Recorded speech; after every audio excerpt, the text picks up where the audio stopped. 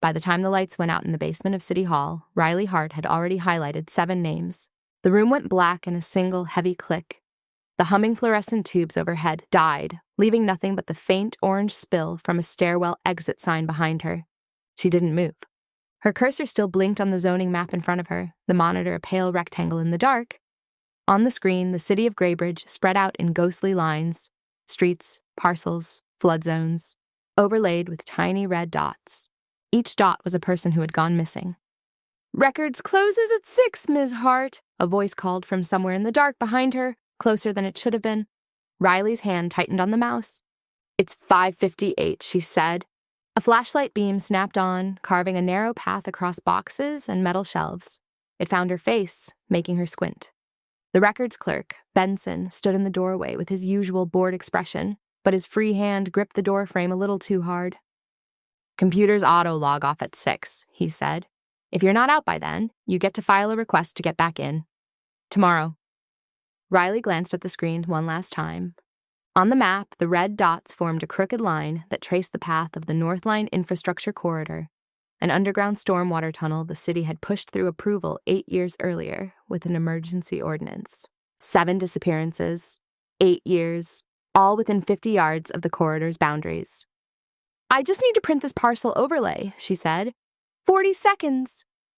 Benson hesitated. His eyes flicked to the screen, then back to her. "You planning on publishing more theories?" he asked. "More facts," Riley said. He exhaled through his nose. "This town's got enough problems without you stirring people up about old projects."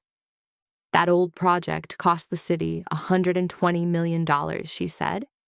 "And half the contracts went to companies that didn't exist 6 months before the bids. That's not old. That's a live wire." Benson's jaw worked. Then he stepped inside, set the flashlight on a nearby box, and hit the light switch. The fluorescence flickered back to life. "You've got 2 minutes, he said. "After that, I never saw you down here. Understood?" Riley nodded, throat dry. The printer in the corner groaned awake. On the monitor, the city of Greybridge stared back at her, a patchwork of old mills and new glass towers, river cutting through its middle like a scar. 8 years ago, when the Northline Corridor was rushed through, she'd been working upstairs in the newsroom of the Greybridge Chronicle, fresh out of school and convinced reporting could save people. 6 months later, the Chronicle killed her first big story after a call from a major donor. Riley posted the documents on her own blog instead. By the end of the week, she had a new enemies list and no job. Now she ran Greybridge Lens from a cramped apartment above a laundromat, surviving on donations and side gigs. She didn't have a staff or a legal department, just a stubborn streak and a stack of public records requests. And a list of names. She plucked the warm map pages from the printer tray. The parcels of land along the Northline Corridor were shaded light gray. The red dots marking the disappearances sat neatly inside. As she folded the maps, a thought pushed its way in, uninvited. One of those red dots was a man named Evan Rowe.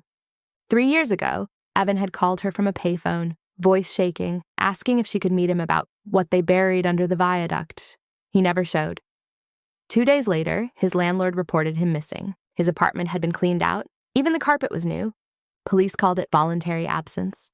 Evan had no family to argue. Riley had filed the clipping in a box under her bed and told herself she didn't have enough to pursue it. Now Evan's name sat on a map that traced a city project no one liked to talk about. She slipped the pages into her bag and killed the monitor. "Done," she said. As she headed for the stairs, Benson's voice stopped her. "Be careful poking at Northline," he said without looking at her. "Some things in this city don't like daylight." Riley paused. "Is that a tip or a warning?" "Both," he said. Greybridge always felt like it was holding its breath. By day, the riverfront glimmered with condos and craft breweries, a promo video come to life. By night, fog rolled in, low and thick, hiding the cracks between new concrete and old brick. The city's slogan was built for tomorrow. The joke among people who paid attention was that they'd mortgaged 10 yesterdays to get there. From her office, a desk wedged between a mattress and a cracked window, Riley taped the parcel map to the wall. The red dots glared at her. She pinned mugshots, missing persons flyers, and zoning approvals next to it. Strings connected parcels to permits to people. Old council minutes played on her laptop speakers in the background. 8 years ago, the city had declared an emergency to approve the Northline Infrastructure Corridor. Flooding, climate resilience, federal grants that would vanish if they didn't act fast. The kind of language that made criticism seem petty. She clicked through slides from that meeting. There was Councilman Randall Mercer smiling in a tailored suit talking about jobs and safety and modernizing a crumbling city. There was the then mayor nodding along. There were graphs, maps, glossy renderings. There were no mentions of the parcels that had quietly changed hands in the months before the vote. She'd found those in zoning records: empty lots, condemned row houses, underpass slivers reclassified as right-of-way with no public debate, almost all along the corridor's footprint, contractors too. One name came up again and again: Helion Urban Development. 8 years ago, it had been a modest outfit specializing in drainage. Today it had its logo stamped on luxury high-rises and stadium renovations. Helion had also donated heavily to Mercer's campaign. Riley's finger traced the corridor's path on the map. 7 missing: Evan Rowe, 2 shelter regulars, a parking enforcement officer, a zoning activist, a crane operator, and a teenager last seen skateboarding near the old viaduct. All vanished within the project zone, all on nights when construction had ramped up. It could have been coincidence, but the city had been built on coincidence, on fires that broke out right before redevelopment, on sinkholes that opened under neighborhoods slated for clearance. In Greybridge, coincidence wore a hard hat and carried a clipboard. Her phone buzzed. A text from her sister, Dana. "You eating or are you living on coffee again?" Riley glanced at the cold mug by her keyboard. "Working." "Promise food soon," she typed back. Dana replied with a single eye roll emoji and a skull. Riley smiled despite herself. Then another notification arrived. Blocked number, no name. "You won't find what you're looking for in records." A second later, "Some things aren't meant to be dug up." Riley stared. Whoever it was had capitalized records the way the sign did outside Benson's office. She looked over at the map, at Evan's red dot. "Yeah," she typed. "Where should I look instead?" 3 gray dots pulsed, then nothing. The message never sent. Her apartment seemed to shrink around her. Outside, a siren wailed and then cut off. She took a deep breath. "Okay," she said aloud.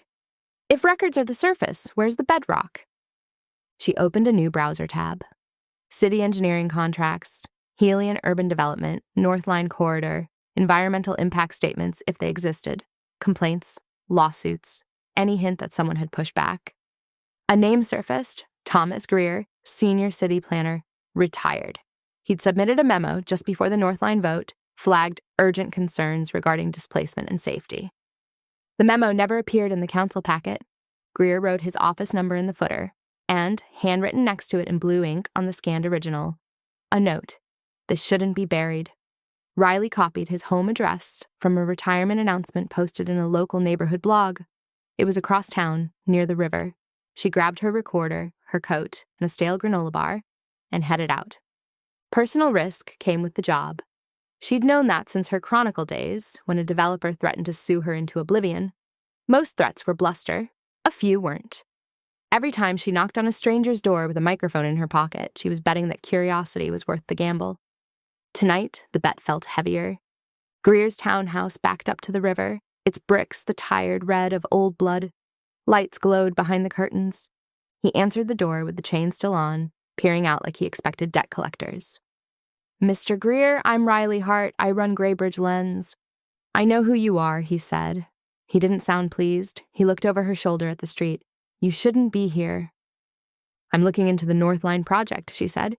"Your memo—" He closed the door just enough that the chain went taut. "That was a long time ago," he muttered. "The city's moved on." 7 people along the corridor haven't," she said. "Evan Rowe, Louise Kendall, Malik Torres." Greer's eyes flickered at the last name. "Malik worked in your office, didn't he?" Riley asked quietly. "Junior survey tech?" Greer's hand on the door frame trembled. "Where did you get that list?" he asked. "Public records," she lied. He swallowed. "You need to leave," he said. "They watch who comes to my door." "Who does?" she pressed. He glanced past her, up the street. A black SUV sat at the corner, idling. No plates on the front, tinted windows. Riley's skin prickled. "Mr. Greer," she said softly, "if something was wrong with Northline, if people were hurt, you can't carry that alone. You put your concerns in writing, someone buried them. That's not on you." He closed his eyes. "I wrote more than that memo," he whispered. "I wrote an addendum they never filed. It had parcel numbers, contractor notes. They called them obstruction cases. People in the way of the corridor's right-of-way. 10 of them." "Displacement?" she asked. "Evictions?" His laugh was short and broken. "They told me it was relocation," he said. "They used that word like a bandage. Relocation stipends. Relocation support." But there were no forwarding addresses. He opened the door a fraction wider, enough for her to see the deep lines in his face. "They called me into a meeting with Mercer, Helion's counsel, and someone from the mayor's office," he said. "They said if I kept pushing, I'd lose my pension. That my nephew's inspection business would stop getting contracts. That people could fall into holes in the city and never be found." His gaze slid to the river. "They were right," he said. "Do you still have the addendum?" Riley asked. His fingers tightened on the door. "I sent a copy to a reporter at the Chronicle," he said. "It never saw daylight. Weeks later, Malik stopped coming to work. They said he took another job. He never picked up his last paycheck." He looked back at the SUV. "Please go, Miss Hart," he said, "before someone thinks I'm cooperating again." Riley wanted to argue. Instead, she nodded. "If you change your mind," she said, slipping a card through the crack. "My burner number's on the back. No one else has it. Not even my sister." He took it with a shaking hand. As she walked back down the steps, the SUV's headlights flicked on. The vehicle pulled away from the curb slowly, too slowly, its movement less like driving and more like orbiting. It passed her, then turned the corner. Her phone buzzed. Unknown number. "Stop!" She exhaled, a shaky laugh escaping her. "Now I know I'm onto something," she murmured. It was after midnight when she reached the planning department's office building. The lobby was dark, the security guard half asleep behind the desk, a baseball game playing on his phone. She flashed her old Chronicle ID on instinct. He barely glanced at it. "Late shift?" He yawned. "Always," she said. Her heart hammered as she rode the elevator up. Breaking into a public office wasn't the plan. Technically, she wasn't breaking in. She still had a badge from a previous records request that hadn't been deactivated. Someone in IT hadn't gotten the memo. She told herself she wasn't a criminal. She was correcting an imbalance. The planning department's floor was lit by a few emergency strips. Cubicles and drafting tables became jagged silhouettes. She navigated by memory to the file room she'd visited months before. The door's card reader blinked red, then green as she swiped. Inside, rows of cabinets stretched into the dim. She found the one labeled Northline Infrastructure Project Primary. Its drawers held the sanitized versions, glossy prints, approved permits, stamped plans. The addendum Greer mentioned wouldn't be here. It would be filed off the books, mislabeled, buried somewhere it didn't belong. She scanned labels, MISCDEFERREDARCHIVEDUNCODED. One drawer stuck half away. She yanked. It slid open with a metallic shriek. Inside, worn manila folders leaned at odd angles. No neat labels, just scribbles. Her fingers trembled as she flipped through. Midnight Amendment. Stormwater, read one tab. Another, parcel reclassification, emergency. Then, Northline, supplemental impact, unfiled. She pulled it out. Inside were pages of parcel maps marked with red X's. Handwritten notes crowded the margins. Acquire quietly. Tenant resistant. Refer to Helion relocation unit. She turned another page. At the bottom was a table of obstruction cases with columns for address, occupant, status. Under status, many entries read, resolved, no forwarding info. One name punched the air out of her lungs. Roe, Evan, underpass 14B, resolved, no forwarding info. April 16th. She swallowed. They'd turned people into line items. Lives reduced to resolved. Her phone vibrated in her pocket. She ignored it, reaching for her portable scanner. Its light flickered to life, crawling across each page as she copied them to her encrypted drive. Footsteps clicked in the hallway. She froze. The scanner's whir sounded impossibly loud now. The footsteps stopped directly outside the file room. The door handle turned. Riley grabbed the folder, shoved it back into the drawer, and slid it shut with a soft thud. She killed the scanner's light and ducked behind the cabinets, heart pounding. The door opened. Soft light from a phone spilled in.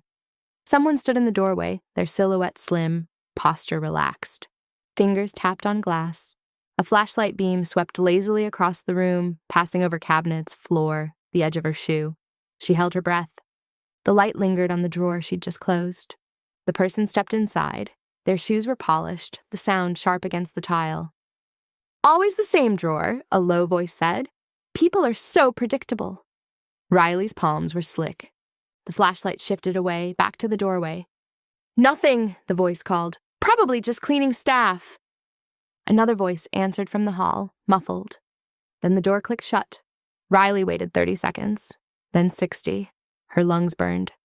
Only when she was sure they were gone did she force herself out. She didn't try to take the physical files. That would be too obvious. The digital copies on her scanner would have to be enough. In the elevator mirror, her face looked stranger than usual, eyes wider, mouth set. On the street, she walked home with her shoulders tight, checking reflections in dark windows, listening for footsteps that matched her pace. None did.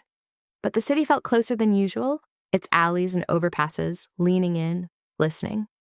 At dawn, her apartment walls glowed with cheap light sneaking past blinds.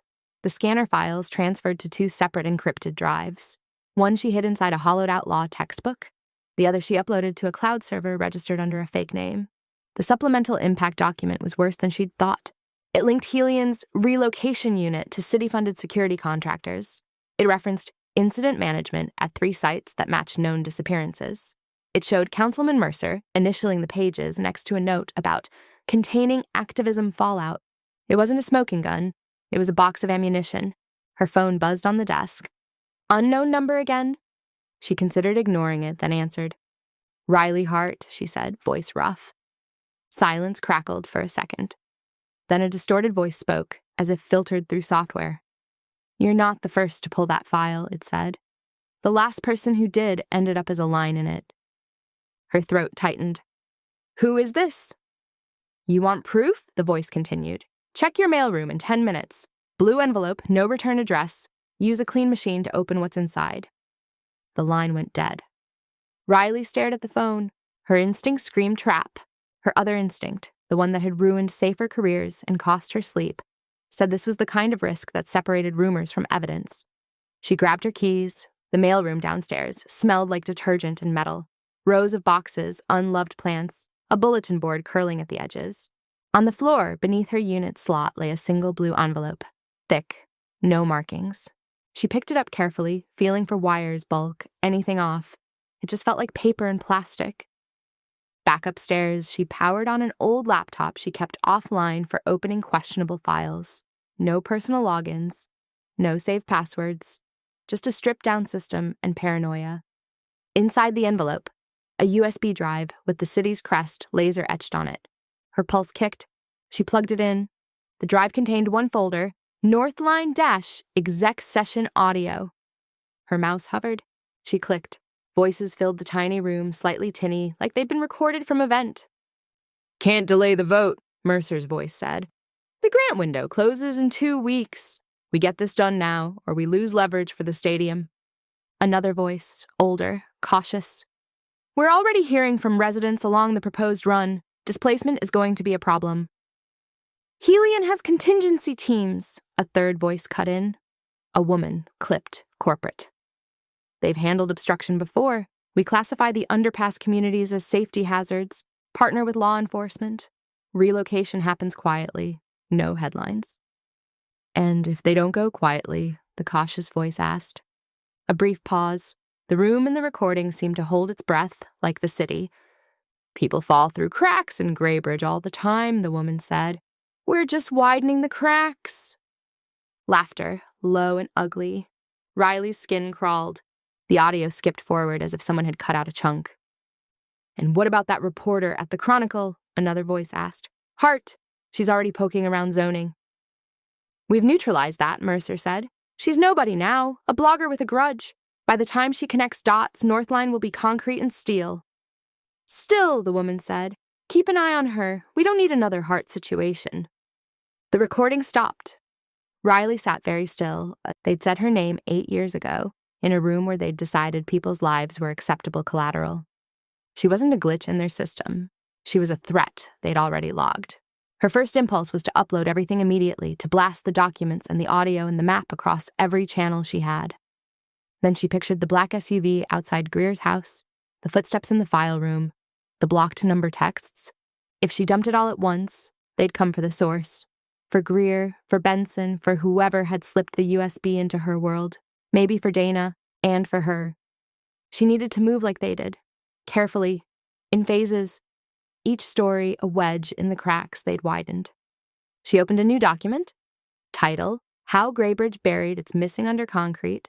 She outlined Episode 1, the zoning pattern, the supplemental impact file, 1 or 2 names, just enough audio to prove the conspiracy's bones without exposing every witness yet. The rest, the deeper cuts, the full meeting, the contingency teams, would come later. Proof forced you forward. Once you knew, you couldn't unknow. Once you heard your own name in the mouths of people who'd treated human lives like paperwork, you couldn't go back to pretending the city was just buildings and lights. It was a machine. It ran on water and steel and the belief that nobody would trace the broken gears. Riley looked at the map on her wall, at the red dots along the Northline Corridor. She wasn't sure how far this went. She knew only 2 things. Someone inside City Hall wanted this out badly enough to risk sending her the recording, and someone else was willing to make people disappear to keep it buried. She hit save. Then she opened a fresh folder on her drive and labeled it Northline Series, Episode 1. Outside, Greybridge's fog pressed against her window, thick and pale, as if the city itself was watching to see what she'd do next.